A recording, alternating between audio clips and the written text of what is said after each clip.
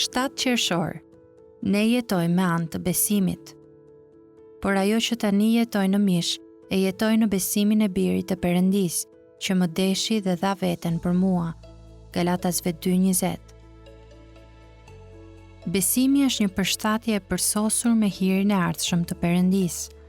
Ai korrespondon me lirim dhe gjithë mjaftueshmërinë e hirit. Besimi vë në pa besueshmërinë e lavdishme të Perëndis.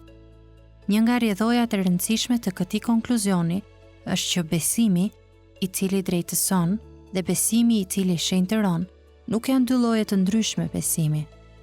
Shenjtërim thjesht do të thotë të bëhesh i shenjtë ose të transformohesh në ngjashmëri me Krishtin, dhe kjo është e gjitha prej hirit. Prandaj, kjo duhet të jetë gjithashtu edhe përmes besimit.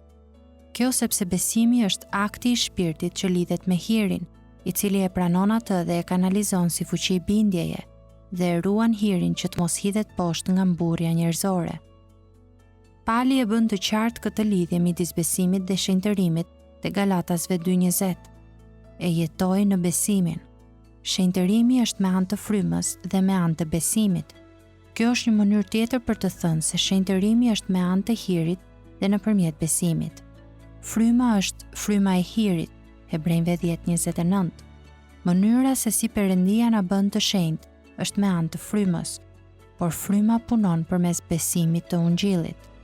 Arsyeja e thjeshtë pse besimi që drejtëson është gjithashtu besimi që shenjtëron është se edhe drejtësimi, edhe shenjtërimi janë vepër e hirit sovran, dhe është besimi që korrespondon me hirin. Drejtësimi dhe shenjtërimi nuk janë e njëjta lloj vepre.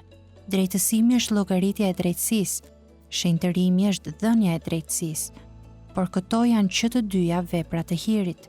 Shenjtërimi dhe drejtësimi janë hir mbi hir. Gjoni 1:16. Rezultati njerëzor i hirit të lirë të Perëndis është besimi. Nëse edhe drejtësimi, edhe shenjtërimi janë vepra të hirit, është e natyrshme që të dyja të jenë me anë të besimit.